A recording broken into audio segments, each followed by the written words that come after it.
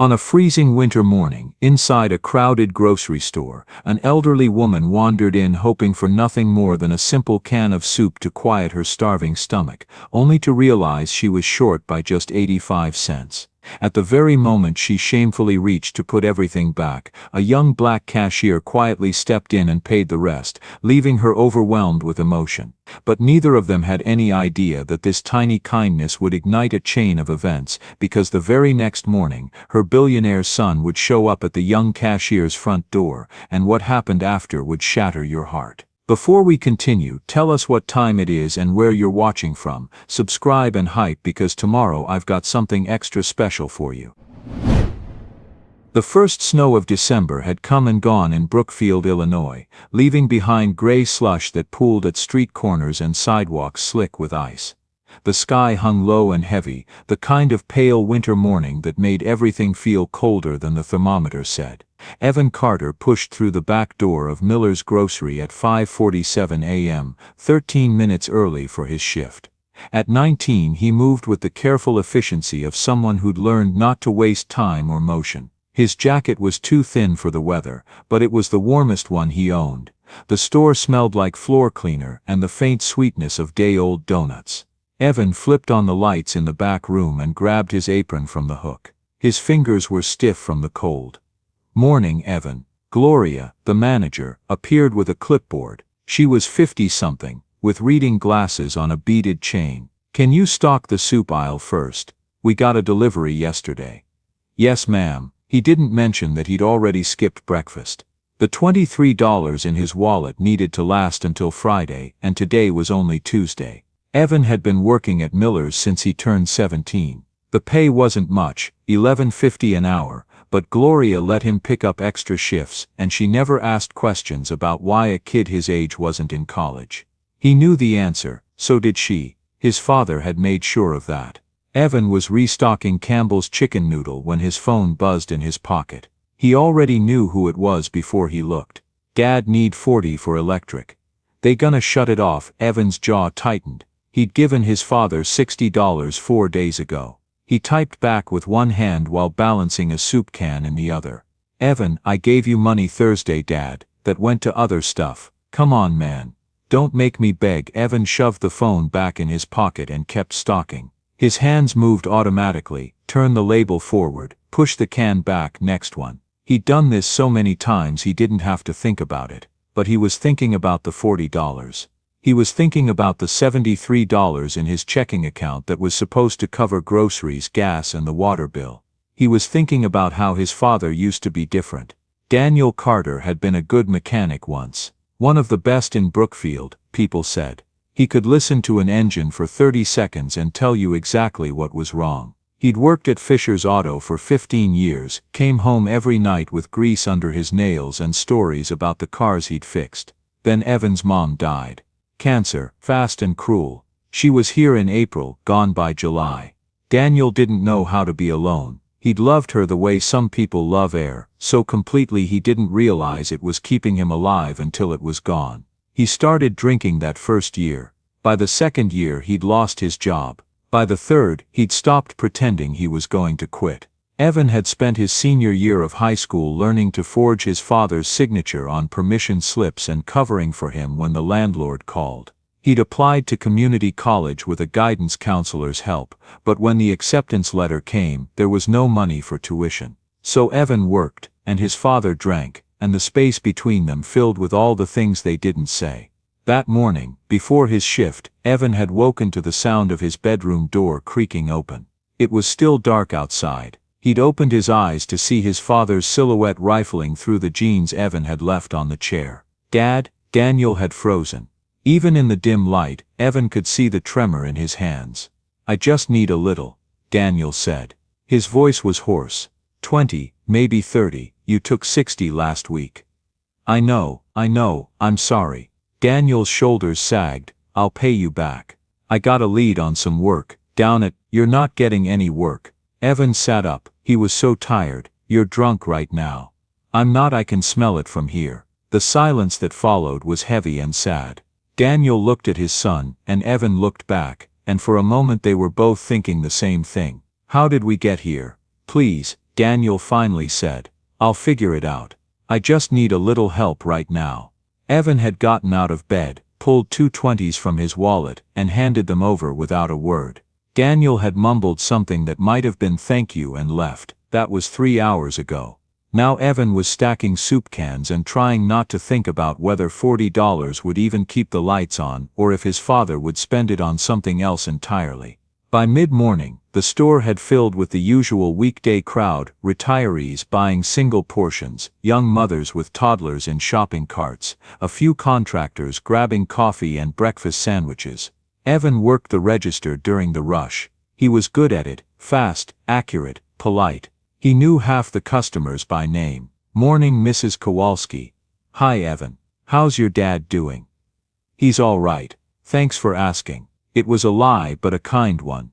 Mrs. Kowalski smiled and paid for her bread and milk, and Evan handed her the receipt with the same small smile he gave everyone. When the rush died down, Gloria sent him on break.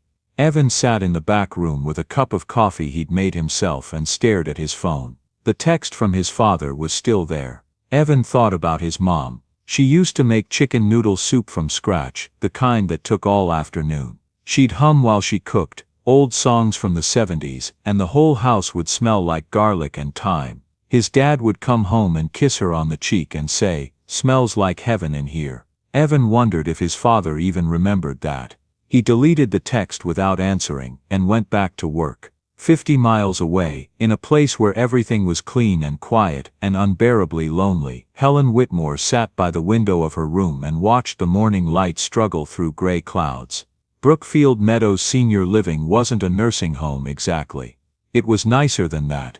The brochures called it a luxury care community, and that wasn't wrong. The carpets were plush, the furniture was new, and every meal came on real plates with cloth napkins. There was a library, a game room, scheduled activities every afternoon.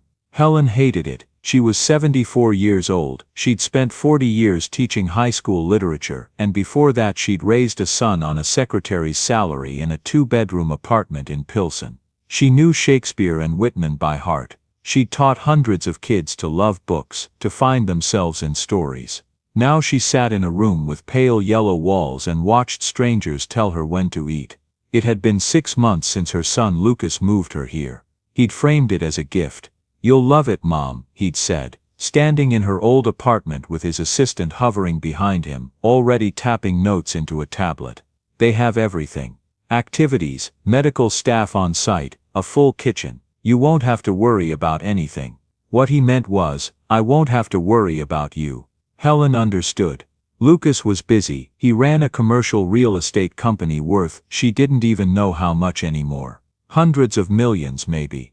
He had meetings in New York, conference calls with Tokyo, investors who wanted his time. He'd built an empire from nothing the way she'd always known he would. But somewhere along the way, he'd forgotten how to sit still. Helen looked at the photo on her nightstand. It was old, the colors faded. Lucas at 8 years old, gap-toothed and grinning, holding up a fish they'd caught at a state park. She'd taken that picture with a disposable camera. They'd been poor back then. Really poor. She'd worked 2 jobs to keep him fed and clothed. There were months she'd eaten peanut butter sandwiches for dinner so he could have hot meals. She'd sewn patches on his jeans and bought his school supplies at thrift stores. But they'd been happy. Lucas used to come home from school and sit at the kitchen table while she cooked. He'd tell her everything about his teachers, his friends, the science project he was working on. She'd listen and stir the pot and feel like the richest woman alive. When had they stopped talking like that? She remembered the last time he'd visited. 2 weeks ago, or was it 3? He'd sat in the chair across from her, checking his watch every few minutes. His phone had rung 4 times. He'd answered it twice. "I'm sorry, Mom," he'd said, standing to leave after only 20 minutes. "There's a crisis with the Denver project, I have to go." She'd smiled and told him it was fine. She'd watched him rush out, already on his phone before he reached the door. That night, Helen had cried into her pillow, quietly, so the nurse doing rounds wouldn't hear. Helen stood up slowly, her knees aching in the cold. She walked to the closet and pulled out her coat, an old wool one she'd had for 20 years, long before Lucas could afford to buy her cashmere. It was Tuesday afternoon. The staff changed shifts at 2:30. If she timed it right, she could slip out the side door near the kitchen while everyone was distracted. She wasn't running away, exactly. She just needed air. Space. A chance to be Helen again, instead of Mrs. Whitmore in room 14. She tucked her wallet into her coat pocket. Inside were 2 $5 bills and a handful of change, the cash she'd been saving from the small monthly allowance Lucas had arranged for her. She never spent it. What was there to buy? Helen waited by the door, listening. At 2:33, she heard voices in the hallway. Carla and Denise, the afternoon nurses, chatting about someone's birthday. Helen opened her door a crack, checked both ways and slipped out. The side exit was propped open with a wedge, probably by someone sneaking a cigarette break. Helen pushed through and stepped into the cold. The air hit her like a slap, but she welcomed it. She pulled her coat tighter and started walking. For the first time in 6 months she felt alive. She didn't have a plan. She just walked, block after block, past strip malls and gas stations and houses with Christmas lights already up. Her feet hurt, she was wearing the wrong shoes, thin-soled flats that did nothing against the cold pavement, but she kept going. After 40 minutes her legs were shaking. She reached a bus stop and sank onto the bench, breathing hard. A blue and white CTA bus pulled up. The door hissed open. "You getting on?" the driver called. Helen hesitated, then nodded. She climbed the steps slowly, gripping the rail. "Where to?" the driver asked. Helen blinked. She hadn't thought about it. "Downtown Brookfield, 250. She opened her wallet and counted out the fare in quarters and dimes, her arthritic fingers fumbling with the coins. The driver waited patiently, and Helen felt her face flush with embarrassment at how long it took. Finally, she dropped the exact change into the slot and found a seat near the back. The bus was nearly empty, a teenage boy with headphones, an older man reading a newspaper, a young woman staring at her phone. Nobody looked at her. Helen pressed her forehead against the cold window and watched the suburbs roll past. She felt invisible. She felt free. The bus dropped her at the corner of Burlington and Maple, right in the center of Old Brookfield. It was a charming little downtown brick storefronts, a historic theater, a coffee shop with twinkle lights in the window. Helen walked slowly, taking it all in. She hadn't been here in years. There used to be a bookstore on this block, the kind with creaky floors and a cat that slept in the window. It was gone now, replaced by a yoga studio. Everything changed. Everyone moved on. Her stomach rumbled. She hadn't eaten since the bland oatmeal they'd served at breakfast, 6 hours ago. Helen spotted a small grocery store across the street, Miller's Grocery, the sign said in faded red letters. It looked old-fashioned, the kind of place that had been there forever. She crossed the street carefully, her feet aching with every step, and pushed through the door. The warmth inside was immediate and welcome. Helen stood for a moment, letting the heat seep into her bones, feeling the sting of cold leave her cheeks. The store smelled like coffee and something baking. It wasn't big, just a few aisles, a deli counter in the back, a register up front. An older woman with glasses was restocking chips. A young man stood at the register, ringing up a customer. Helen picked up a handbasket and started walking the aisles slowly, her shoes squeaking softly on the linoleum. She hadn't been grocery shopping in 6 months. At Brookfield Meadows, all the meals were provided, served at specific times on identical plates. She'd forgotten what it felt like to choose her own food, to walk these aisles and make decisions for herself.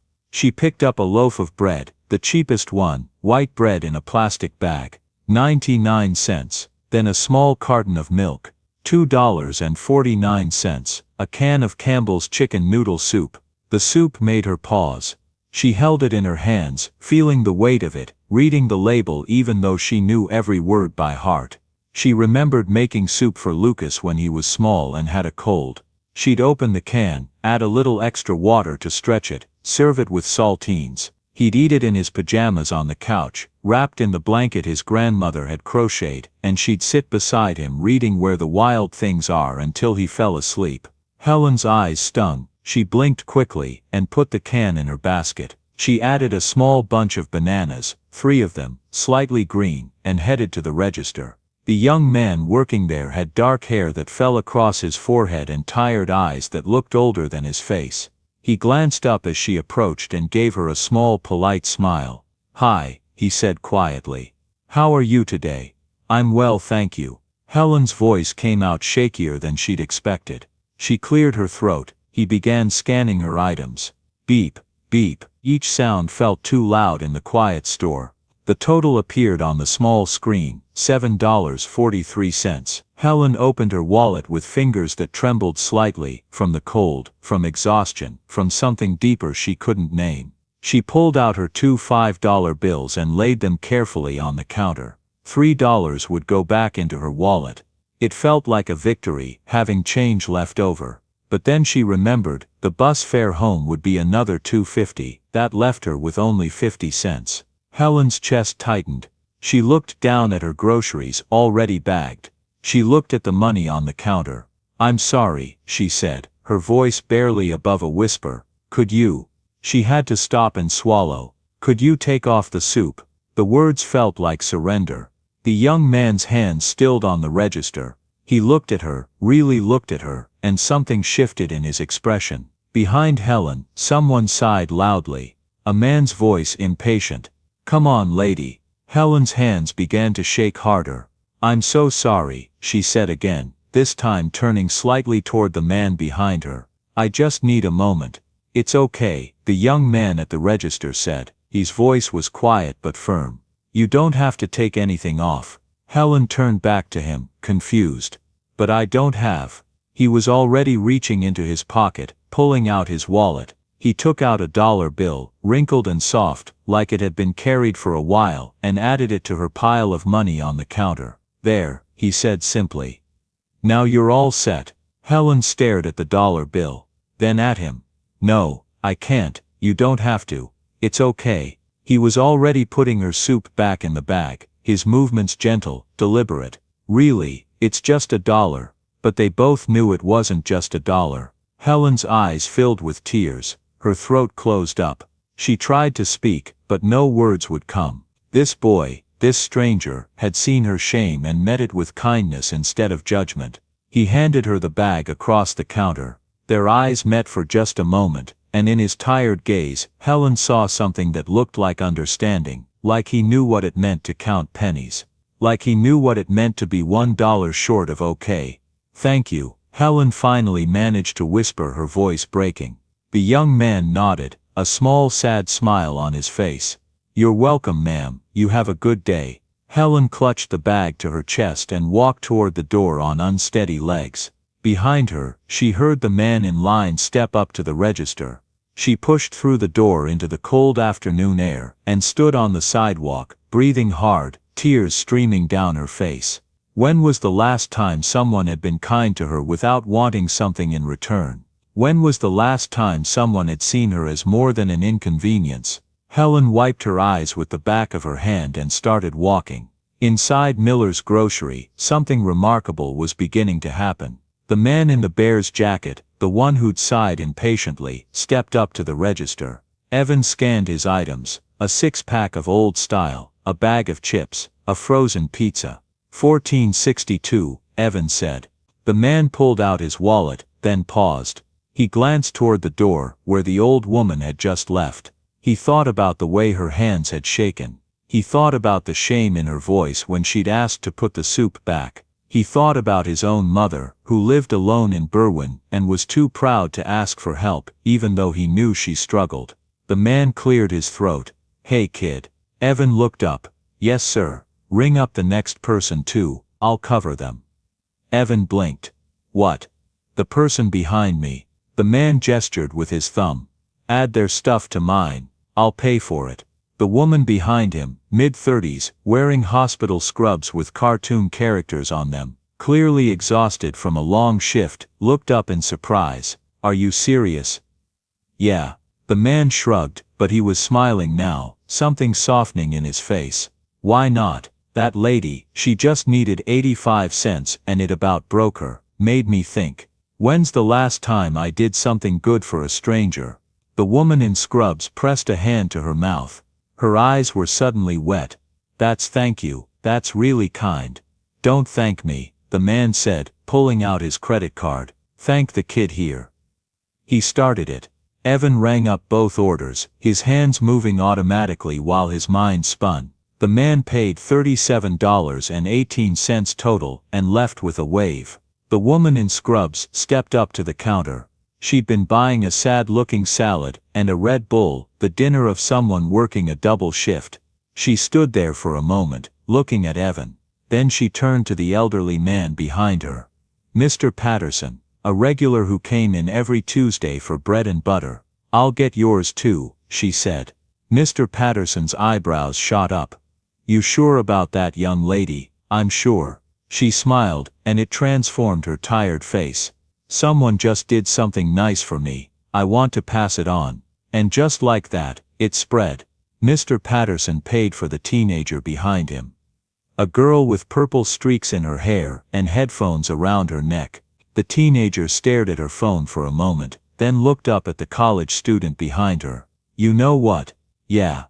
I'll get the next person too. The college student paid for the single mother, with 2 small children clinging to her legs. The single mother, tears in her eyes, paid for the construction worker behind her. The construction worker laughed in disbelief and paid for the elderly couple after him. Within 20 minutes, the line at Miller's grocery had transformed into something neither Evan nor Gloria had ever witnessed. People weren't just paying for their own groceries, they were paying for strangers. The energy in the store shifted, became electric with possibility and joy. Someone started clapping, then someone else. Soon the whole store was filled with applause and laughter, and the kind of chaotic, beautiful goodness that only happens when people remember they're capable of kindness. Gloria stood at the second register, tears streaming down her face. I've been working here 32 years, she said to anyone who would listen. 32 years, and I've never seen anything like this.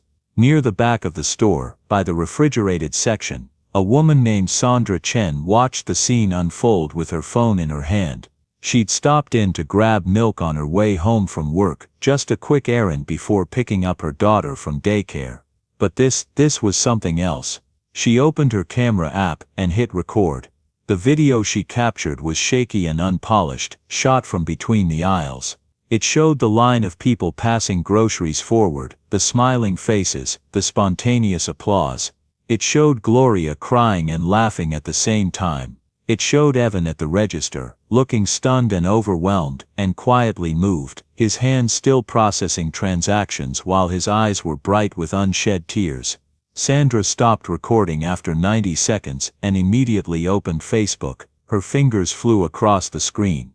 Something beautiful just happened at Miller's grocery in Brookfield. A young cashier paid for an elderly woman who was 85 cents short, and then everyone in line started paying for each other. I've never seen anything like it. Faith in humanity, restored. She posted it without a second thought, and went to grab her milk. By the time she checked out and walked to her car, the video had 37 views. By the time she picked up her daughter, it had been shared 12 times. By the time she got home and started making dinner, it had been shared 209 times. The video was going viral. Evan's shift ended at 4 o'clock. By then the store had settled back into its normal rhythm, but the energy still lingered like perfume in the air. Gloria pulled him aside before he left, her hands on his shoulders. That was something special, Evan. What you did for that woman, you started something beautiful today. Evan shook his head, uncomfortable with the praise. It was just $1, Gloria. It was more than that, and you know it. She squeezed his shoulders. You've got a good heart, kid. Your mama would be proud. The words hit Evan square in the chest. He had to look away, blinking hard. Thanks, he managed. Gloria patted his cheek gently. Go on home, get some rest. Evan walked out into the cold December afternoon, and started the 2-mile walk home. He could have taken the bus, but he needed the time to think, needed the cold air to clear his head. The old woman's face kept appearing in his mind. The way her hands had trembled as she counted out her change. The way she'd apologized, her voice so small and broken, like she was ashamed of being 85 cents short of survival. It reminded him viscerally of his mom. Not in appearance, his mom had been younger, blonde, always moving fast because there was never enough time in the day. But something about the woman's quiet dignity, her gentle sadness, the way she tried so hard not to be a burden, that was exactly like his mother in those final months. His mom had tried so hard to hide how sick she was. She'd worn scarves when her hair fell out from chemo. She'd smiled through the pain. She'd kept cooking dinner, even when she could barely stand, because she wanted things to feel normal for him and his dad. She'd never wanted to be a burden. Evan wondered if the old woman was alone, if she had family who visited, if anyone was making sure she was okay. He wondered if he'd ever see her again. The thought made him sad in a way he couldn't quite explain. By the time Evan reached his street, the winter sun was already setting, painting the sky in shades of pink and gray. He turned onto Oakwood Avenue, his feet aching, his stomach growling, and then he saw her. The old woman from the store. She was sitting on a bench at the bus stop 2 blocks from his house, the grocery bag at her feet. Her coat was pulled tight around her thin frame, but she was shivering visibly. In her hands was the can of soup, the one he'd helped her buy, and she was staring at it like it held all the answers to questions she couldn't ask. Evan stopped walking. He watched as she opened the can. She had one of those little manual can openers on her keychain, and used the pop-top lid as a makeshift spoon. She lifted the can to her lips and drank the cold soup directly from it. The sight hit Evan like a fist to the gut. She was eating cold soup from a can. Outside, in 30-degree weather, at a bus stop, because she had nowhere else to go. Evan's feet moved before his brain caught up. He walked toward her, his heart pounding. "Ma'am." Helen looked up, startled. When she saw him, recognition flickered across her face, followed immediately by embarrassment. She quickly lowered the soup can, wiping her mouth with the back of her hand. "Oh," she said, her voice shaky, "it's you. From the store. Are you okay?" Evan asked. It was a stupid question. She clearly wasn't okay. "I'm fine, thank you." Helen straightened her back, trying for dignity even as she shivered. "Just waiting for the bus." Evan looked at the bus schedule posted on the shelter. The next bus wasn't for 47 minutes. He looked back at her, really looked at her. Her lips had a blue tinge, her hands were shaking so badly she could barely hold the soup can. Her cheeks were hollow, her eyes sunken with exhaustion. "How long have you been out here?" he asked gently. Helen hesitated. "I'm not sure, a while." "Have you eaten anything besides that?" "This is plenty," Helen said quickly. "It's very good soup." It was a lie. Evan could see it in her eyes. He made a decision. "Please," he said, crouching down so he was at her eye level. "Please come with me. My house is just 2 blocks away. You can warm up, have a proper meal. Then I'll help you figure out where you need to go." "Oh, I couldn't possibly. You're freezing," Evan said quietly. "And you're eating cold soup at a bus stop. Please just let me help you." Helen looked at him for a long moment. In his young face she saw genuine concern. No judgment, no pity, just simple human kindness. Her eyes filled with tears. "I don't want to be a burden." "You're not," Evan said firmly. He stood and extended his hand. "Come on, please." Helen stared at his outstretched hand. She thought about saying no. She thought about the pride she'd carried all her life, the determination never to ask for help, never to impose, but she was so cold, so tired, so hungry. And this boy, this stranger, was offering her warmth without asking for anything in return. Slowly she reached out and took his hand. Evan helped her to her feet. She swayed slightly and he steadied her with a gentle grip on her elbow. "Thank you," Helen whispered.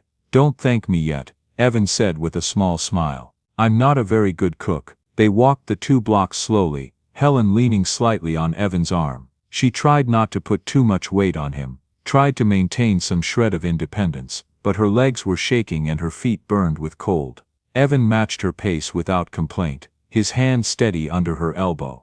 When they reached 3247 Oakwood Avenue, Helen stopped and looked at the house. It was small and shabby, peeling paint on the siding, a sagging gutter, weeds pushing through cracks in the concrete walkway. One of the front windows was covered with cardboard and duct tape, but there was a small porch with a railing, and someone had planted mums in a pot by the door, though they'd long since died in the cold. "It's not much," Evan said, following her gaze, "but it's warm." Usually, He said that last word with a strange emphasis that Helen didn't understand. Not yet. Evan unlocked the door and pushed it open. After you. Helen stepped inside, and immediately her heart sank. It was dark. Completely dark. Oh, Evan said behind her, his voice flat. Right. He closed the door and disappeared for a moment. Helen heard him moving through the house, heard drawers opening and closing. Then a soft glow appeared. He was holding a camping lantern, the LED kind that cast long shadows. Sorry, Evan said, not meeting her eyes. The power's out. It happens sometimes. But Helen was 74 years old, and she'd raised a child in poverty. She knew the difference between the power's out and the power's been shut off. She didn't say anything. She just stood in the entryway, clutching her grocery bag, and felt her heart break a little for this boy. Here, Evan said, setting the lantern on the kitchen counter. Sit down, please. The kitchen was small and sparse. A table with 2 mismatched chairs, a refrigerator that hummed loudly, cabinets with chipped paint. On the counter Helen noticed a bright orange paper, a disconnection notice from ComD. She looked away quickly, not wanting to embarrass him. Evan busied himself at the stove. I don't have much, but I can make some ramen. And I have eggs. Do you like eggs? That sounds wonderful, Helen said softly. She sat at the table and watched him work. He moved with quiet efficiency, filling a pot with water from the tap, setting it on the gas stove, turning the knob until the flame caught with a soft whoosh. The stove worked because it was gas. But everything else, the lights, the heat, the refrigerator was silent. Helen's hands tightened on her grocery bag. While the water heated, Evan pulled ingredients from the cabinets, 2 packets of ramen, chicken flavor, a bag of frozen mixed vegetables from the freezer, 2 eggs. He cracked the eggs into the boiling water with practiced ease, added the noodles and vegetables, stirred gently. The smell filled the small kitchen, warm and savory. Helen's stomach growled audibly. She pressed a hand to it, embarrassed. It'll be ready in a minute, Evan said without turning around. When the ramen was done, he divided it between 2 bowls, giving her the larger portion, though Helen noticed. He set the bowl in front of her with a spoon and a napkin. It's not fancy, he said, sitting down across from her with his own bowl. Helen looked down at the ramen, cheap noodles in broth, a few vegetables, a perfectly poached egg floating on top.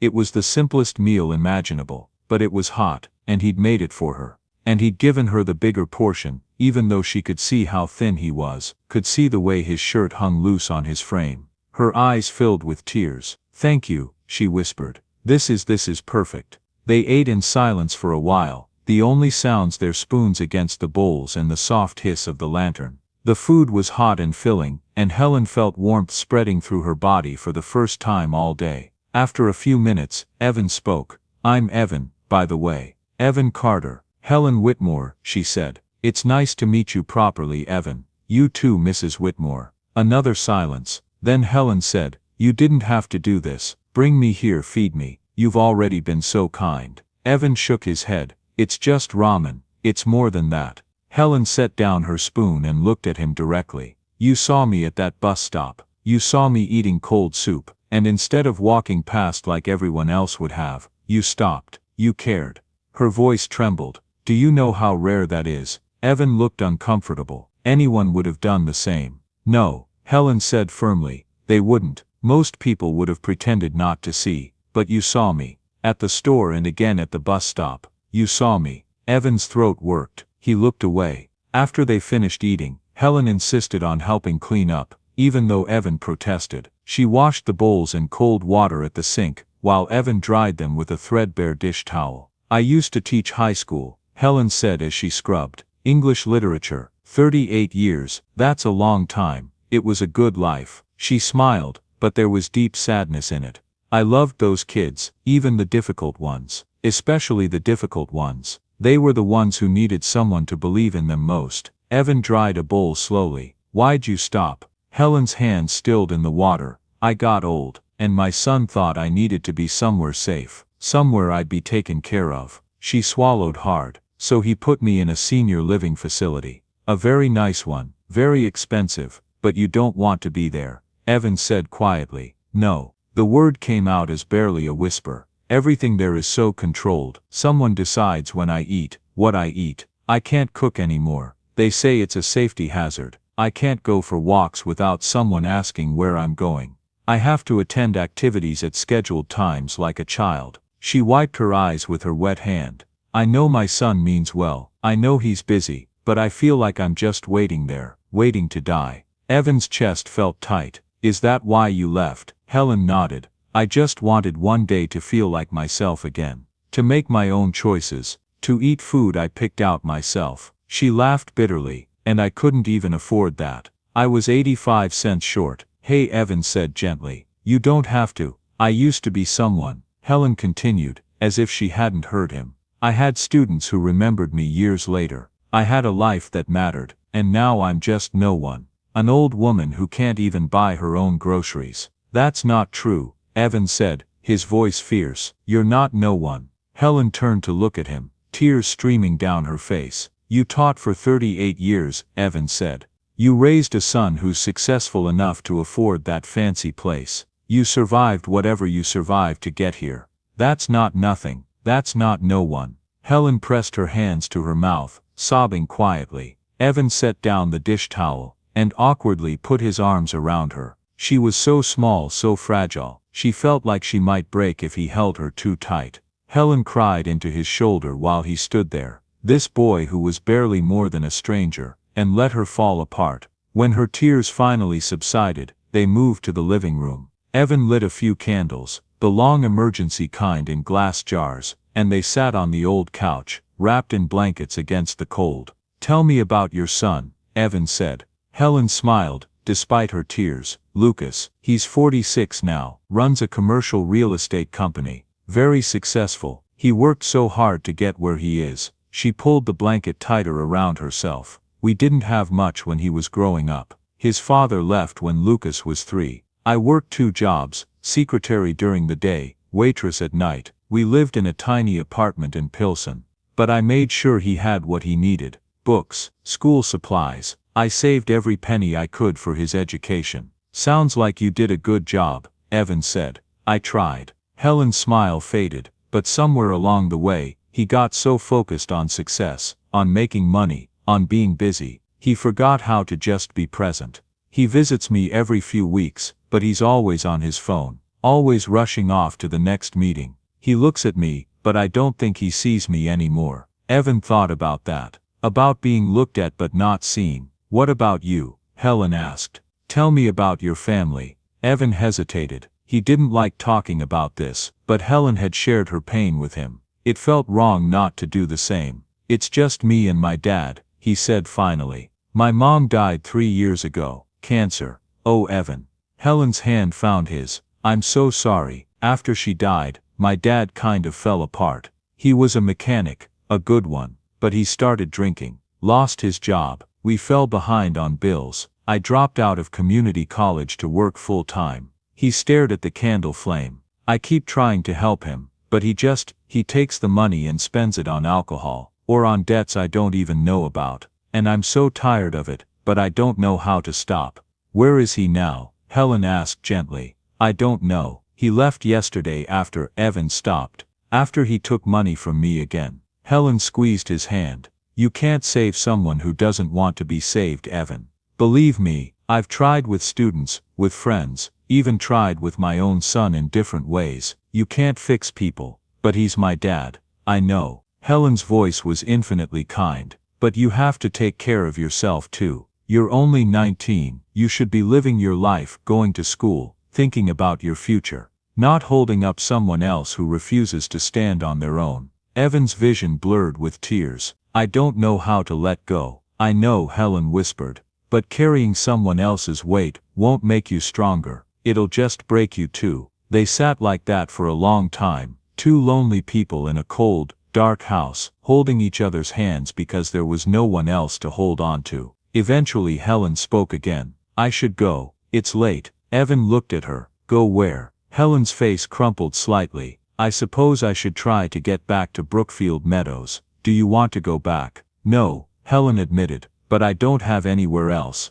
Evan made a decision. Stay here tonight, please. You can have my bed. I'll sleep on the couch. Evan, I couldn't possibly. It's not safe for you to be out there this late, Evan said. And honestly, He gave her a small sad smile. I could use the company. Helen looked at this boy who had nothing, and was still offering her everything. Fresh tears spilled down her cheeks. You're a good person, Evan Carter, she whispered. I'm really not, Evan said quietly, but I'm trying. That night, Evan lay on the couch, under 2 thin blankets, staring at the ceiling and listening to the house creak in the cold. In his bedroom, Helen lay awake too, looking at the glow-in-the-dark stars some previous tenant had stuck to the ceiling. A child's room, once. She thought about Lucas, about the last time they'd really talked, not the surface conversations they had now, but real talking, the way they used to when he was young. She couldn't remember when it had stopped. She thought about Evan, sleeping on his own couch so she could have his bed, even though he was working himself to exhaustion, and his father was bleeding him dry. And she thought about the strange, painful, beautiful fact that sometimes strangers showed you more love than the people who were supposed to love you most. By Wednesday morning, Sandra Chen's video had been shared 473 times. By Wednesday afternoon, it had been viewed 53,000 times. By Wednesday evening, local news stations were calling Miller's Grocery for comment. By Thursday morning, the video had gone viral. Sandra wasn't an influencer. She wasn't anyone famous. She was a 36-year-old dental hygienist who posted pictures of her corgi and complained about the Kennedy Expressway. She had no idea how to handle what was happening. "Mom, you're on TV," her daughter had screamed Thursday morning, pointing at the television while eating cereal. And sure enough, there on WGN Morning News was Sandra's shaky video, playing on loop while the anchors talked about the Brookfield miracle and acts of kindness that restore your faith in humanity. Her phone wouldn't stop buzzing. Friend requests, messages from strangers, interview requests from podcasts and blogs and news outlets. The video had been picked up by national media. Good Morning America mentioned it. The Today Show played a clip. It showed up on Twitter, where it was retweeted by celebrities Sandra had never heard of. It exploded on TikTok, where Gen Z added their own commentary and trending sounds. The comments poured in by the hundreds of thousands. I'm literally sobbing. This is what we need more of in this world. The way that cashier just quietly helped her. That's a real hero. That old lady broke my heart. Faith in humanity restored. People started calling it the 85-cent movement. A few local businesses in Brookfield put up signs, "Pay it forward, we'll cover the difference." Coffee shops started doing suspended coffees. People could pay for an extra coffee that would be given to someone in need. Someone started a GoFundMe to find the elderly woman from the video and help her. Within 2 days it had raised $47,000. Someone else started a non-profit called 85 Cents of Kindness, dedicated to helping people who were just a little bit short on rent, utilities, groceries, medical bills. The movement grew, and at the center of it all was a grainy video of a tired-looking teenager at a grocery store register, quietly handing $1 to an old woman who was 85 cents short of buying soup. By Friday afternoon, the video had been viewed 12 million times, and that's when Lucas Whitmore saw it. Lucas Whitmore didn't spend much time on social media. He had people who handled that for him. An assistant who managed his LinkedIn, a publicist who dealt with the company's online presence. His personal accounts were ghost towns. But on Friday afternoon, his assistant Jennifer came into his office with her phone in her hand, and a strange expression on her face that Lucas couldn't quite read. "Lucas," she said, "I need you to watch something."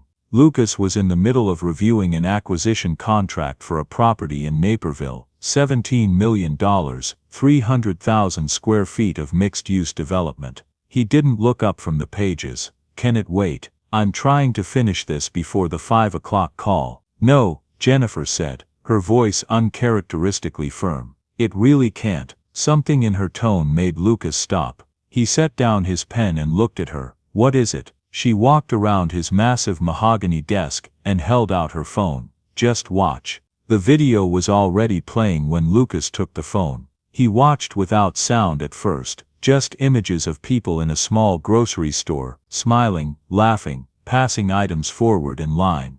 It seemed nice, heartwarming in that vague social media way that he never paid attention to. Then the camera panned left, and Lucas saw her. His mother, standing at a register in her old wool coat, the one he'd tried to replace years ago, the one she'd refused to give up. Her white hair was messier than usual. Her face looked thin, tired. Lucas felt like someone had punched him in the chest. "Turn on the sound," he said, his voice strange and distant. Jennifer reached over and tapped the screen. Lucas heard the cashier's voice, young and polite. "That'll be $7.43. He heard the rustling of coins, of bills being smoothed out on a counter. He heard his mother's voice, shaking, barely audible. "I'm sorry, I thought I had enough. Can you take off the soup?" Lucas's hand tightened on the phone. He heard someone sigh behind her, impatient and cruel. And then he heard the cashier again. "It's okay, I got it." The video ended. Lucas sat frozen, staring at the black screen. "There's more," Jennifer said gently. She took the phone and pulled up the full Facebook thread on her computer, turning the screen so Lucas could see. 12 million views, 370,000 shares, comments, scrolling endlessly. "This made me ugly cry. That poor woman, you can see how hard it was for her to ask. The way her hands were shaking, my God, someone find her, and help her please." Lucas read the comments in silence, his face completely still. "When was this posted?" he finally asked. "Tuesday afternoon, 5 days ago." 5 days. His mother had been 85 cents short of buying groceries 5 days ago, and Lucas hadn't even known she'd left Brookfield Meadows. Where? Lucas had to stop and clear his throat. Where was this? Miller's Grocery in Brookfield. Lucas stood abruptly, his chair rolling backward. He walked to the floor-to-ceiling windows that overlooked downtown Chicago. 32 floors below, the city moved like a machine, cars and people and life happening without him. He pressed his forehead against the cold glass. His mother, counting coins with shaking hands. His mother apologizing for being 85 cents short. His mother alone in some small grocery store, being sighed at by strangers while she tried to buy soup. How had it come to this? Lucas remembered being 8 years old, sitting at their tiny kitchen table while his mother made dinner. She'd been working 2 jobs then. Secretary work during the day, waitressing at night, and she was always tired, but she'd still come home and cook for him, help him with his homework, read him stories before bed. He remembered the year he'd wanted new sneakers, the expensive kind all the other kids had, and his mother had said they couldn't afford it. He'd been angry, the way kids get angry when they don't understand money. 2 weeks later, she'd given him the sneakers, brand new in a box. It wasn't until years later that he realized she'd worked extra shifts to buy them, that she'd probably skipped meals to make it work. He remembered her at his college graduation, crying with pride. At his first business deal, beaming from the back of the room. At every milestone, every achievement, she'd been there, radiating love and pride. When had he stopped seeing her? When had she become an obligation instead of a person? "Sir." Jennifer's voice was soft behind him. Lucas turned. His eyes were red, but his face was composed. "Call Brookfield Meadows. Find out when she left and why nobody informed me." "I already did," Jennifer said. "They said they called you 3 times on Tuesday evening and Wednesday. You were." "I was in meetings," Lucas finished, his voice hollow. "Of course I was." He pulled out his phone and checked his call log. There they were, 3 missed calls from Brookfield Meadows, 3 calls he'd ignored because he'd been too busy closing deals and making money and building his empire. While his mother was on the street, alone and hungry, Lucas closed his eyes. "Find her," he said. "I don't care what it takes. Find my mother." Jennifer worked fast. She called Brookfield Meadows first and got the full story. Helen had walked out Tuesday afternoon during a shift change. The staff had noticed within an hour. They'd filed a missing person report with Brookfield PD. They'd called Lucas 3 times. Then Jennifer called the police. No activity on Helen's credit cards. No sightings. No indication of where she might have gone. Then Jennifer did what made her worth the 6-figure salary Lucas paid her. She got creative. She called Miller's Grocery directly. Gloria answered, her voice warm. "Miller's Grocery, how can I help you?" "Hi, my name is Jennifer Park. I'm calling on behalf of Lucas Whitmore." We're trying to locate his mother, Helen Whitmore. We believe she was in your store earlier this week. She's in a video that's been circulating online." There was a pause. The woman from the video, the one Evan helped. "Yes, hold on." The phone went quiet for a moment. Then Gloria came back. "Evan's the one who helped her. He might know something. He's not working today, but I can give you his number." Jennifer called Evan's number. It rang 6 times before going to voicemail. She tried again. No answer, so Jennifer pivoted. She called the Brookfield Police Department and asked if they had any security camera footage from the area around Miller's Grocery on Tuesday afternoon. They did, but they couldn't share it without proper authorization. Jennifer called Lucas. "I need you to call BPD and authorize them to share security footage with me." Lucas made the call. Within 30 minutes, Jennifer had access to the footage. She watched hours of grainy video. Helen leaving Miller's Grocery. Helen walking slowly down Maple Street. Helen sitting at a bus stop for a long time. Then, and this was the important part, a young man approaching her, talking to her, helping her stand, walking with her down a residential street. Jennifer followed their path on Google Maps Street View, cross-referencing with the timestamp. They'd gone to 3247 Oakwood Avenue. Jennifer pulled up property records. Renter Daniel Carter, current resident, Evan Carter, the same Evan who worked at Miller's Grocery. Jennifer called Lucas. "I found her." Lucas was in his car within 3 minutes. He drove himself, didn't call his driver, didn't wait for anyone, just got in his BMW and drove. The address Jennifer had given him was in a neighborhood he'd never been to, the kind of place people like him drove past without noticing. Small houses with chain-link fences, cars up on blocks in driveways, chain stores and check-cashing places on every corner. Lucas's chest felt tight the entire drive. He pulled up in front of 3247 Oakwood Avenue at 6:43 p.m. The house was small and run down, worse than he'd imagined.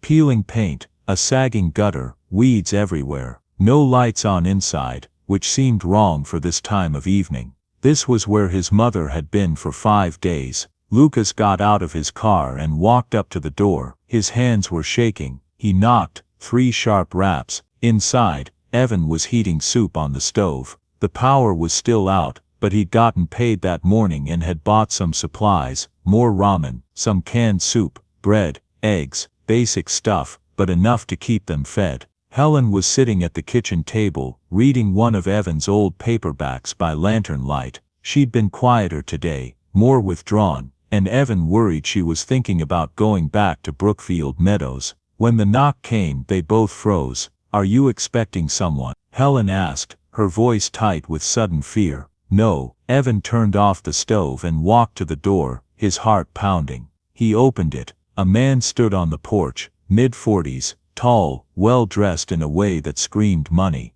Dark wool coat that probably cost more than Evan's car, expensive watch, perfect haircut. His face was tight with barely controlled emotion. "Can I help you?" Evan asked, confused. The man looked past him into the dark house. "Is Helen Whitmore here?" Evan's stomach dropped. "Who's asking?" "I'm her son." Behind Evan, there was a sharp intake of breath. Helen appeared at his shoulder, her hand gripping his arm. "Lucas," her voice was barely a whisper. Lucas's carefully composed expression crumpled. "Mom." Helen stepped forward slowly, like she couldn't quite believe he was real. "What are you doing here? What am I?" Lucas's voice broke. He looked like he wanted to laugh and cry at the same time. "Mom, you've been missing for 5 days. 5 days. I've been looking everywhere. The police, private investigators, security footage." He stopped, pressing his hands to his face. "I thought something terrible had happened to you." "I wasn't missing," Helen said, her voice gaining strength. "I was here." Lucas lowered his hands and looked at Evan, really looked at him for the first time. Then he looked back at his mother. "With him? With a stranger? His name is Evan," Helen said, and there was steel in her voice now. "And he's been kinder to me than anyone has in a very long time." The words hit Lucas like a slap. He flinched visibly. "Can we talk?" he asked, his voice raw. "Please, Mom. Just you and me." Helen looked at Evan. He nodded slightly, giving her permission to go.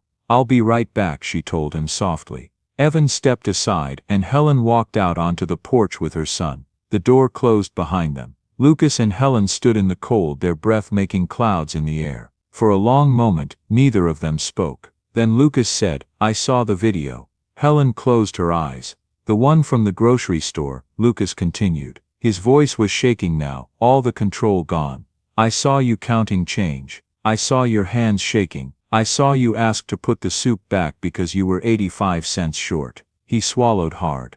85 cents, Mom. You couldn't afford soup, and I've been closing million-dollar deals while you were. He couldn't finish. His face crumpled and suddenly he was crying, really crying, in a way Helen hadn't seen since he was a small boy. "Oh, Lucas," Helen whispered. "I'm so sorry." Lucas sobbed. "I'm so sorry. I thought putting you in that place was helping. I thought I was taking care of you. But I wasn't. I was putting you somewhere. I didn't have to think about you. Somewhere you'd be convenient.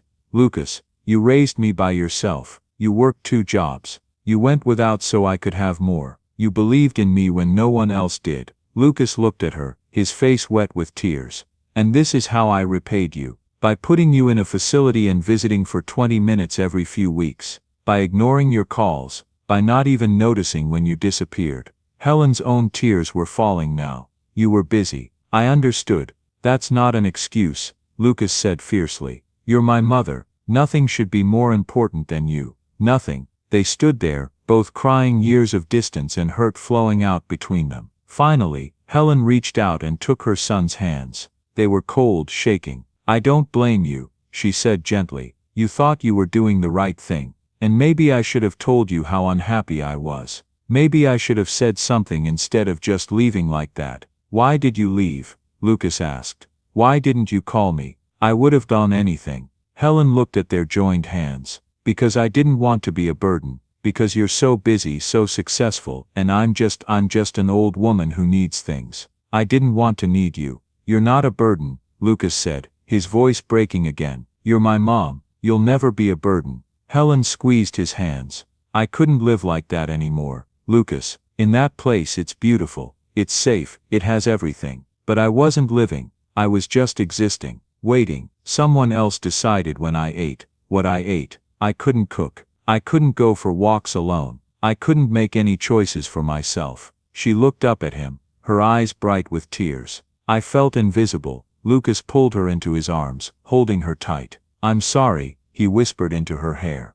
"I'm so sorry. I'll fix this, I promise. Whatever you want, your own apartment, a house, whatever. I'll make it happen. Just please don't." His voice caught. "Please don't disappear again." Helen held on to her son and cried into his expensive coat, and for a moment, they were exactly what they used to be, a mother and her boy, finding their way back to each other. When they finally pulled apart, Lucas wiped his eyes with the back of his hand. "Who is he?" The kid inside. "His name is Evan Carter. He works at the grocery store where it happened." Helen's voice was soft. "He paid for my groceries when I was short. Then hours later he found me at a bus stop, eating cold soup because I had nowhere else to go, and he brought me here, fed me, gave me his bed, asked for nothing in return." Lucas stared at her. "Why would he do that?" "Because he has a good heart," Helen said simply. "Because he knows what it's like to struggle. His mother died 3 years ago. His father is an alcoholic who takes his money. He dropped out of college to work full-time, and he still barely has enough to survive." She looked back at the dark house. "And despite having nothing, he gave me everything." Lucas followed her gaze. The house suddenly looked different to him. Not run down, but brave. A place where people were trying their hardest and still falling short through no fault of their own. "I want to meet him," Lucas said. "Properly." They went back inside. Evan was standing in the kitchen, clearly trying to look like he hadn't been listening through the door. Lucas walked directly to him, and extended his hand. "Lucas Whitmore, thank you for taking care of my mother." Evan shook his hand, awkward under the weight of the moment. "I didn't really. She didn't need much. Just soup, and a warm place. That's more than most people would give," Lucas said. He looked around the dark house, noticing details, the disconnection notice on the counter, the camping lantern, the nearly empty cabinets, the cold air. How long has your power been out? Evan's face flushed. Just a couple days. It's fine. It's not fine, Lucas said, but his voice was gentle, not judgmental. None of this is fine. Evan's jaw tightened. I'm handling it. I know you are. Lucas's expression softened. My mother told me about your situation, about your father, about dropping out of school. I understand. More than you might think. Evan didn't know what to say to that. Lucas took a breath. I want to offer you something. A job. Evan blinked. A job. My mother needs someone, Lucas said, choosing his words carefully. Not a facility staff member. Not a nurse. She needs a companion. Someone who can be with her, help her live her life on her own terms. He looked at Evan directly. I think that person might be you. You want to hire me to what? Be her friend. I want to hire you to be her caregiver, Lucas clarified. You'd live with her, in whatever home she chooses. You'd help her with daily tasks, keep her company, make sure she's safe. In return I'll pay you $50,000 a year, plus full room and board. And if you want to go back to school, I'll cover your tuition, online classes, night classes, whatever works with the schedule. Evan felt like the floor had disappeared beneath him. You can't be serious. I'm completely serious, Lucas said. You were there when I wasn't. You saw my mother when I couldn't see her anymore. That's worth more to me than you can possibly imagine. Evan looked at Helen. She was smiling at him, tears in her eyes, nodding encouragement. $50,000, room and board, tuition. It was more money than Evan had ever imagined having. It was a future, a real future. Why? Evan asked, his voice rough. Why would you do this for me? Lucas's expression grew serious. Because you showed my mother kindness when she needed it most. Because you didn't walk past her at that bus stop. Because you brought her into your home even though you could barely afford to feed yourself. He paused. And because you remind me of someone I used to be, before I forgot what mattered. Evan looked at Helen again. She reached out and took his hand. Say yes, she said softly. Please, I want you with me. And really, when she put it like that, what else could he say? Okay, Evan said, his voice barely above a whisper. Yeah, okay. Lucas extended his hand again, and they shook. Welcome aboard, Evan. Evan nodded, unable to trust his voice. Lucas pulled out his phone. I'm going to make a few calls. Get your power turned back on tonight, at minimum. Tomorrow we'll figure out the rest. Finding my mother a home, getting you set up, all of it. You don't have to. Yes, I do, Lucas said firmly. You took care of my mother. Now let me take care of you. Within 2 hours the power was back on at 3247 Oakwood Avenue. Lucas had made a single phone call. Apparently he knew someone who knew someone at ComD.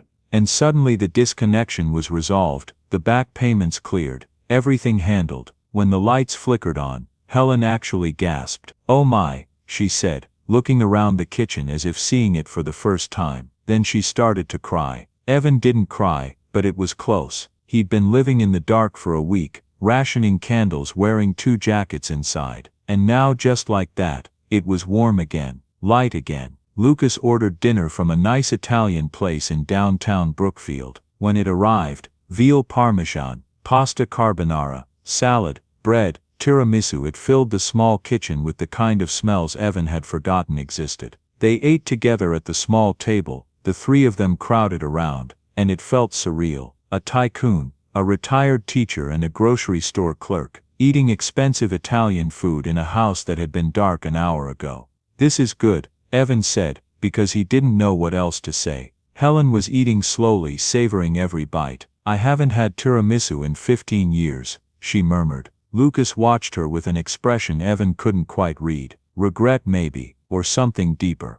After dinner, Lucas said, I'm putting you both in a hotel tonight, somewhere warm and comfortable. Tomorrow we'll start looking at places for you, Mom. What do you want? An apartment? A house? A house, Helen said immediately, with a kitchen. A real kitchen where I can cook. Done, Lucas said. What else? A garden. Even just a small one. Done. And a porch. I want to sit on a porch and watch the world go by. Lucas smiled, and it transformed his face. Consider it done. Helen looked at Evan. And Evan needs a proper bedroom, with a desk for studying. Mom, Evan started, embarrassed. It's not negotiable, Helen said firmly. Then she looked at Lucas. And I want to be near here, near Brookfield. This is where I feel at home. Lucas nodded. We'll find something perfect. I promise. That night they stayed at a hotel near O'Hare, the Hyatt Regency, where Lucas had booked a 2-bedroom suite. Helen got 1 bedroom, Evan the other.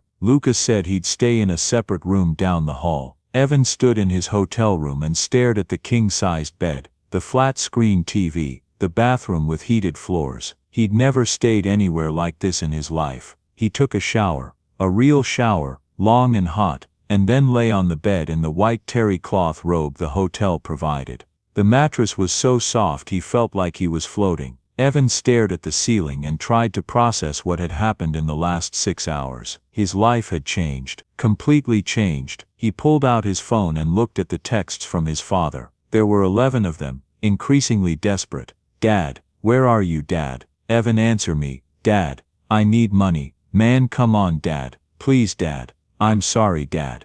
I'll do better. I swear. Evan stared at the texts for a long time. Then he typed, we need to talk. Tomorrow. Sober. He hit send and turned off his phone. 3 doors down, Lucas sat in his own room with a glass of scotch he wasn't drinking. He'd called Jennifer and told her to clear his calendar for the next 2 weeks. 2 weeks. Jennifer had repeated, shocked. Lucas, you have the Denver meeting, the Tokyo investors, the cancel everything. Lucas said, or postpone it. I don't care. I'm taking time off. He'd never taken time off. Not real time off. Not in 20 years, but he was taking it now. In her room, Helen sat by the window in her nightgown and looked out at the city lights. She'd lived in Chicago her whole life, but she'd never seen it from this angle. High up, glittering beautiful. She thought about Lucas, about the way he'd cried on her porch, about the way he'd looked at her like he was seeing her for the first time in years. She thought about Evan, about the kindness in his eyes, about the way he'd brought her home when he had nothing. And she thought about second chances, about how sometimes you have to lose everything to find what you were looking for all along. Helen pressed her hand to the cold glass and smiled. 3 weeks later, Evan moved into the house Lucas had found for Helen. It was perfect, a modest 2-story in Oak Park, just across the border from Brookfield. Cream-colored siding, a front porch with a swing, a backyard with raised garden beds. The kitchen had granite countertops, and a window over the sink that let in morning light. There were 3 bedrooms, one for Helen, one for Evan, and one that Lucas said could be a guest room, or an office, Helen had suggested. For when you're studying, the house felt like a home in a way Evan had never experienced. It felt safe. Helen cried when she first walked in. Then she'd gone straight to the kitchen and started making tea, humming softly to herself. Evan's room was on the 2nd floor, with a view of the oak trees lining the street. Lucas had furnished it with a proper bed, a desk, a bookshelf, everything Evan could need. It was the nicest room Evan had ever had. He stood in the doorway, looking at it, and felt something tight in his chest loosen for the first time in years. Evan settled into a routine quickly. He drove Helen to the library twice a week, where she'd started volunteering again, reading to children during story hour, helping with book clubs. He cooked with her, learning her recipes. They watched old movies together in the evenings. They talked. Lucas visited every Sunday for dinner. At first, the meals were awkward, too much silence, too many unspoken things. But slowly, something shifted. Lucas started putting his phone away. He started asking his mother about her week instead of just talking about his. He started staying longer. Helen bloomed under the attention. Her cheeks got color again. She laughed more. She planted herbs in the garden, basil, rosemary, thyme, and clipped them fresh for dinner. Evan watched them rebuild their relationship piece by piece, and felt something like hope. Everything was good. Everything was finally good. And then on a Tuesday afternoon in early February, Daniel Carter showed up. Evan was in the kitchen making lunch, grilled cheese and tomato soup. Helen's request when the doorbell rang. I'll get it,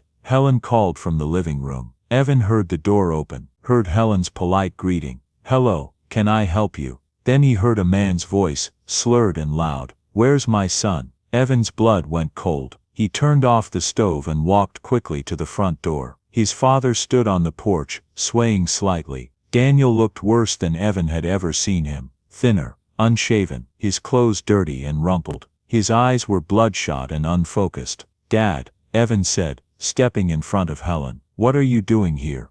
So this is where you've been hiding." Daniel's words ran together. "Living in a fancy house while your old man's suffering. You need to go," Evan said quietly. "You're drunk." "I'm not drunk," Daniel said, but even he didn't sound convinced. I need some help, Evan. I'm in trouble, real trouble this time." "How did you find me?" "Wasn't hard. Whole neighborhood's talking about you. Daniel Carter's kid hit the jackpot. Living with some rich people now." Daniel gestured wildly at the house. "Look at this place. You got money now, so give me some." "I don't have money," Evan said. "This isn't my house. I work here." "Don't lie to me," Daniel snarled. He took a step forward, and Evan instinctively moved back, keeping himself between his father and Helen. "You're living like a king and you won't help your own father. I've been helping you for 3 years. The words burst out of Evan, before he could stop them. "I gave you everything I had. I paid your bills. I covered your rent. I gave up school for you, and you just kept drinking."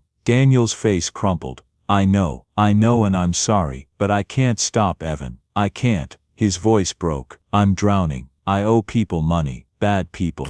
They're gonna hurt me if I don't pay." "How much?" Evan asked, even though he knew he shouldn't. $3,000. Evan closed his eyes. "I don't have $3,000. But he does," Daniel said, his eyes darting past Evan to look into the house. "The rich guy, your boss, he could give me that much, and not even notice." "No," Evan said firmly. "Evan, please, no." Evan's voice was loud now, sharp. Neighbors were starting to appear on their porches, watching. "I'm not doing this anymore, Dad. You need help, real help, not money." Daniel's expression darkened, that familiar shift from desperate to angry that Evan knew too well. "You think you're better than me now, living in this nice house, working for these rich people. You've forgotten where you came from." "I haven't forgotten anything," Evan said, his voice shaking. "I remember Mom. I remember how she worked herself to death, taking care of us. I remember her funeral, and how you were too drunk to give her eulogy. I remember every promise you made and broke. I remember all of it." Daniel flinched like he'd been hit. "You need to leave," Evan said. "Now, Evan. Get out." Daniel took a stumbling step backward. His face was wet with tears now, all the anger drained out of him. "I loved her too," he whispered. "I loved her so much I didn't know how to keep living without her." And that broke something in Evan. "I know," Evan said, and now he was crying too. "I know you did, but she's gone, Dad. And I can't keep drowning with you." Daniel sank to his knees on the front lawn. "I'm sorry," he sobbed. "I'm so sorry. I don't know how to stop. I don't know how to be better." Evan stood on the porch, frozen, tears streaming down his face. Part of him wanted to run to his father. Part of him wanted to never see him again. He didn't know what to do. Then Helen appeared at his side. She put a gentle hand on his shoulder.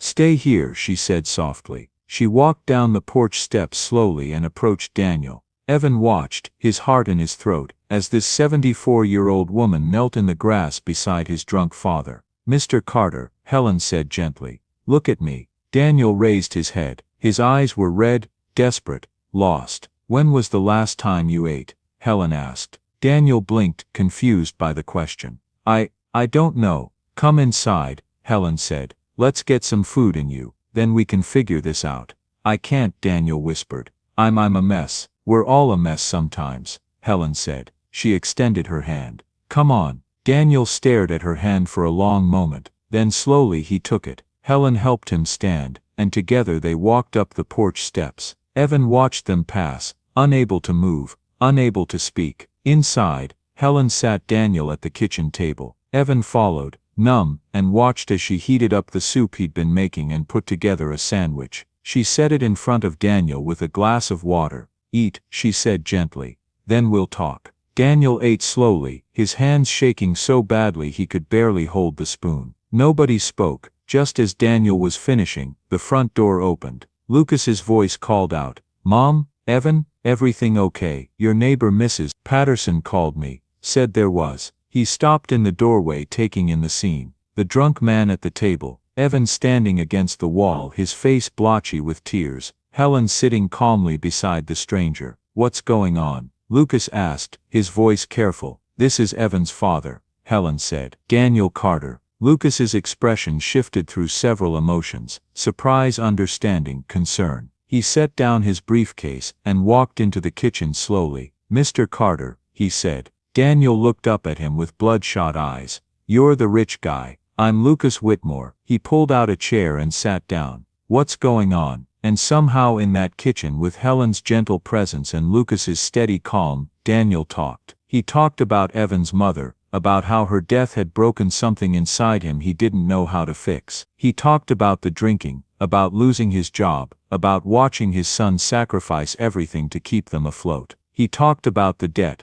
about the people he owed money to, about being so desperate he'd come here to beg. He talked about feeling like he'd lost himself, and not knowing how to find his way back. Lucas listened to all of it without interrupting. When Daniel finished, exhausted and hollow, Lucas leaned forward. Mr. Carter, he said, your son cares about you very much, but you're killing him. You know that, right? Daniel nodded, fresh tears falling. You need help, Lucas continued. Professional help, rehab, 30 days minimum, inpatient with real support afterward. I can't afford, I'll pay for it, Lucas said simply. The room went very quiet. Daniel stared at him. Why would you do that? Lucas glanced at Evan, then at his mother. Because someone once showed my mother kindness when she had nothing and nowhere to go. Someone saw her as a person worth helping, even though he barely had enough to help himself. He looked back at Daniel. I'm just paying that forward. Daniel looked at Evan. You really want me to go? Evan's throat was tight.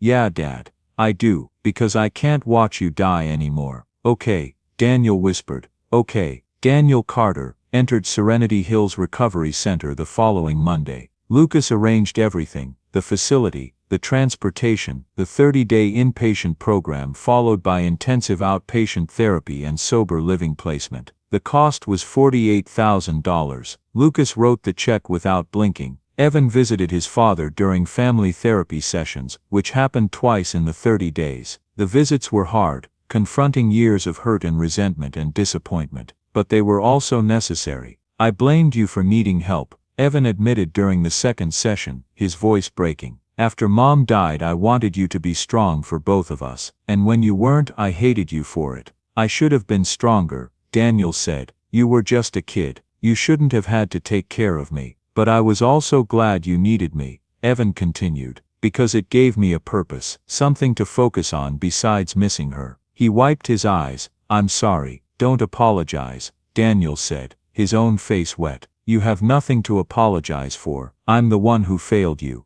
The therapist, a woman named Dr. Chen, spoke up gently. Grief makes us all do things we're not proud of. The question is, what are you both willing to do differently going forward? When Daniel completed the 30-day program, Lucas made another offer. I need someone to help maintain my properties, he said. They were sitting in the garden behind Helen's house. Daniel looking healthier than he had in years, color back in his face, clarity in his eyes, fixing things, doing repairs, general maintenance. It's honest work. $40,000 a year to start, with benefits. Interested? Daniel looked at Lucas for a long moment. Why are you doing all this for me? Because everyone deserves a second chance, Lucas said simply, and because Evan deserves to see his father healthy and whole. Daniel's eyes filled with tears. I don't deserve this. Maybe not, Lucas said, but Evan does. So do the work. Stay sober. Be the father he needed you to be 3 years ago. Daniel nodded,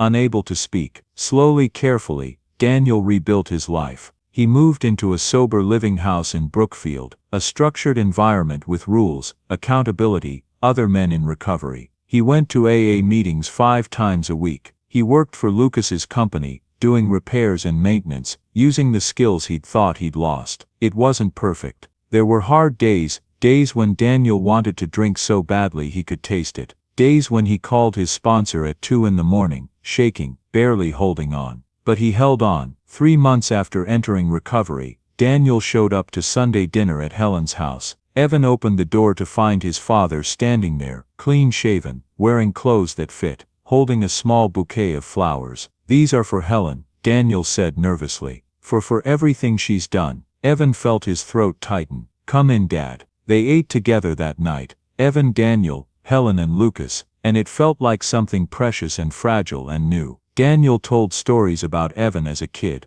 about the time he tried to fix a bike and ended up making it worse, about his first day of kindergarten. Helen laughed. Lucas smiled. Evan sat there feeling like maybe, just maybe, things could actually be okay. After dinner, Evan and Daniel walked in the backyard, while Helen and Lucas cleaned up. "I'm proud of you," Evan said, "for doing the work." Daniel's eyes were bright. "I'm trying. Every day I'm trying. That's all I ever wanted," Evan said. They stood in the cold February evening, father and son, and for the first time in 3 years, they felt like family again. Meanwhile, the story of Miller's Grocery continued to ripple outward. The 85 Cents of Kindness nonprofit had grown exponentially. They'd helped over 1,000 families with small grants, rent payments, utility bills, medical expenses, groceries, all because of an 85-cent deficit and one teenager's simple kindness. Schools across Illinois started teaching about the Brookfield miracle as an example of how small actions can create massive change. Gloria at Miller's Grocery had to hire 2 more cashiers to handle the increased traffic. People came from all over just to shop there, to be part of the story. Sandra Chen's video had been viewed 42 million times, and Evan, the quiet, tired boy at the center of it all, was enrolled in online classes at DePaul University, studying social work, still living with Helen, still helping her plant her garden, and read her books and live her life with dignity. 1 year after Helen Whitmore walked into Miller's Grocery and found herself 85 cents short, 4 people gathered in her dining room.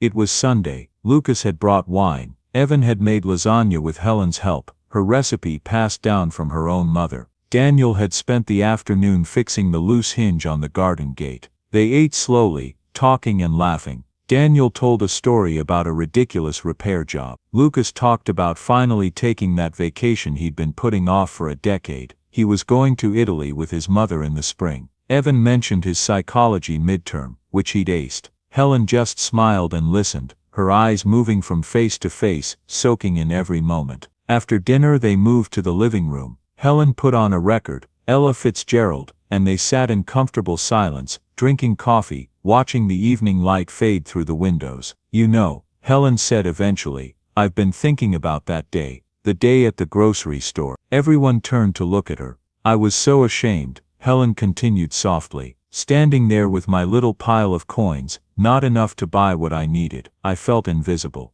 like I didn't matter anymore." She looked at Evan. "And then you saw me, really saw me, and you gave me $1. It was nothing," Evan said automatically. "No," Helen said firmly, "it was everything, because it wasn't about the money. It was about being seen, about mattering." She reached over and took his hand. "You changed my life that day." Lucas spoke up, his voice rough. "You changed mine too. That video, seeing my mother like that, it broke something open in me. I'd been so focused on success, on building my company, on being busy, I'd forgotten what mattered." He looked at his mother. "I'd forgotten you." "You didn't forget me," Helen said gently. "You just lost sight of me for a while. We found our way back." Daniel cleared his throat. Everyone looked at him. He looked uncomfortable with the attention, but he spoke anyway. "I don't have fancy words," he said. "But Evan, you could have given up on me. You should have given up on me. I gave you every reason to." He swallowed hard. "But you didn't. And when I finally hit bottom, there were people here to catch me." He nodded at Lucas and Helen, "People who didn't even know me but helped anyway. I don't know why, but I'm grateful. We helped because Evan helped my mother," Lucas said simply. "That's how it works. One person cares, then another, and suddenly everything changes." Evan sat there listening to them, feeling overwhelmed. I just gave her $1, he said, his voice small. "I didn't do anything special." "You did the most special thing," Helen said. "You saw someone who needed help, and you helped. No questions asked, no judgment, just kindness." She squeezed his hand. "Do you know how rare that is?" Evan thought about the woman he'd met a year ago, counting change with trembling hands. He thought about finding her at that bus stop, eating cold soup in the freezing cold. He thought about the choice he'd made, not a big choice, not a heroic choice, just the choice to care. "I think about my mom a lot," Evan said quietly, "about how she would have wanted someone to help her if she needed it. I guess I tried to do for you what I wish someone had done for her." Helen's eyes filled with tears. She'd be so proud of you. Yeah, Evan said, his voice breaking. I hope so. They sat like that for a while, these four people whose lives had intersected in the most unexpected way. A grocery store clerk, and a teacher, and a tycoon, and a recovering alcoholic, bound together by 85 cents and a choice to care. Outside, snow was beginning to fall, soft fat flakes that caught the streetlight and glowed like tiny stars. Helen stood and walked to the window, watching it come down. It's beautiful, she whispered. Evan joined her at the window, then Lucas, then Daniel. They stood together watching the snow blanket the street, the trees, the world. You know what I learned this year, Lucas said, that the things we think don't matter. $1, 20 minutes, a conversation, a meal, those are the things that matter most. That's what they mean when they say love is in the details, Helen said. It's not the grand gestures, it's the small things, done with intention, with care. Daniel spoke up.